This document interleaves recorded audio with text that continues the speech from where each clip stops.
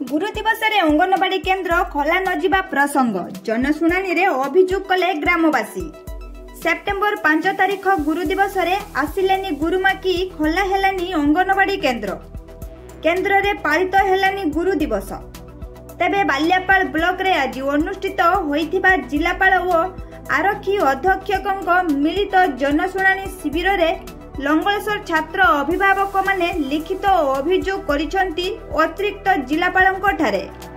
तेबे गुरु दिवस रे अंगनवाड़ी केन्द्र खोला नजिबा प्रसंग रे अतिरिक्त जिलापाल सुधाकर नायक और जिला डीएसडब्ल्यू अधिकारिणी ज्योत्स्ना महांती आश्चर्य प्रकट करने सह अभियोगर सत्यासत थिले कर्मी विरुद्ध रे कार्यानुष्ठान नियाजिबो बोली गणमाध्यम रे कहिसंती। तेबे सूचनारू प्रकाश गुरु दिवस परी एक गुरुत्वपूर्ण दिवस रे अंगनवाड़ी कर्मी नमिता दास सेंटर न खोली लंगलेश्वर बजार रे थिबा तांको स्वामी मेडिसिन दुकान रे कार्य करुथिबा देखिबाकू मिलिथिला। एने साधारण रे तीव्र प्रतिक्रिया देखिबाकू मिलिछि। मैडम टे आपन परिचय देबे। ज्योत्स्ना महांती डीएसडब्ल्यू कलेश्वर।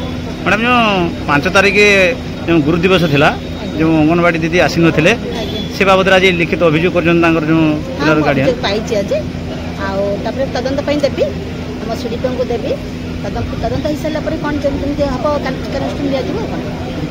ठीक अछि सर ये 5 तारिख दिन लंगलेश्वर 11 नंबर अंगनवाड़ी वार्ड रे दीदी आसिले अंगनवाड़ी जो पिला मानकर गार्डियन डाकिला पर भी आसिले से जो स्वामी अच्छा मेडिसिन दुकान सब बस ए बाबद आज पिला गार्डियन गोटे अभियोग आनी कौन कह ना सी जदि सेमती अच्छी आम डीएसडब्ल्यू कहूँ से तदंत करेंगे जदि अभियोग सत्य हुए आम कार्यानुष्ठान ग्रहण करेंगे।